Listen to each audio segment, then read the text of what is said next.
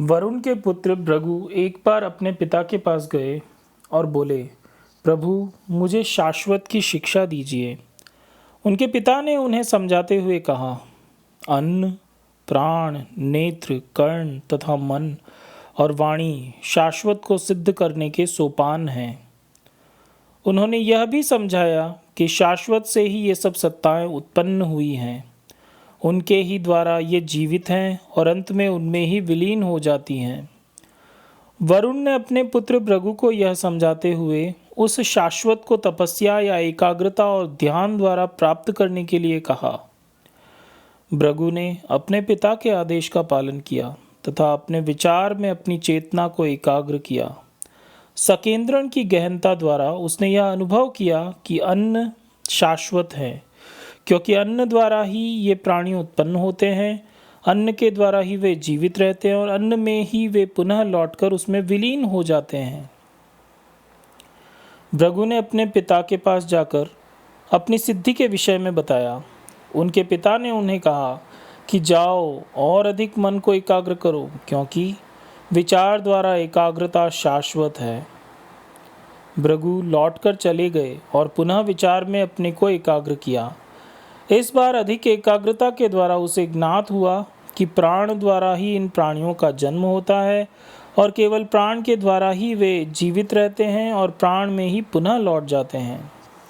भृगु पुनः अपने पिता के पास जाकर बोला कि उसने शाश्वत को जान लिया है, लेकिन उनके पिता ने कहा, अधिक गंभीरता के साथ पुनः एकाग्रचित्त होकर विचार करो कि क्या प्राण से भी अधिक महत्तर कोई तत्व है।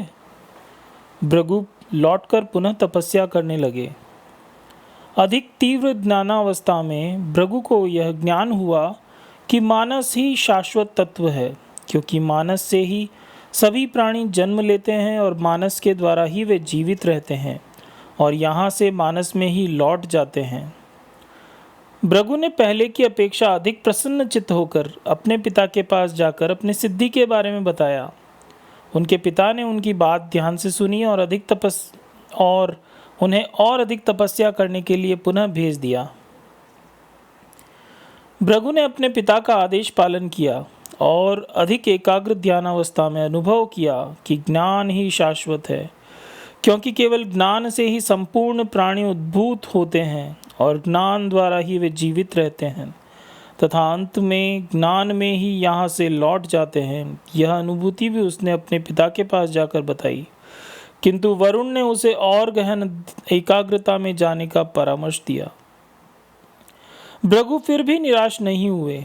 वे अधिक आत्मविश्वास के साथ और पहले से भी अधिक गहरी एकाग्रता में चले गए।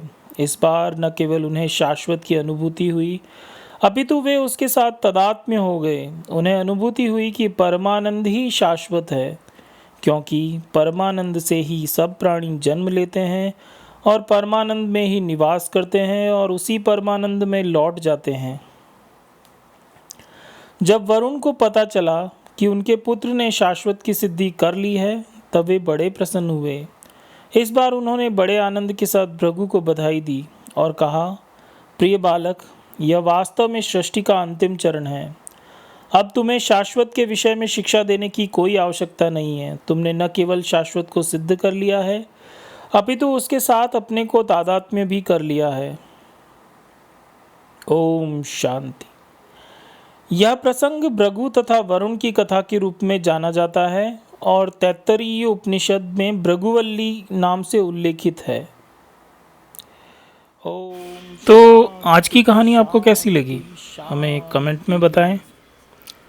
चैनल को लाइक करें, शेयर करें, सब्सक्राइब करें और अधिक से अधिक प्रोत्साहित करें हमें।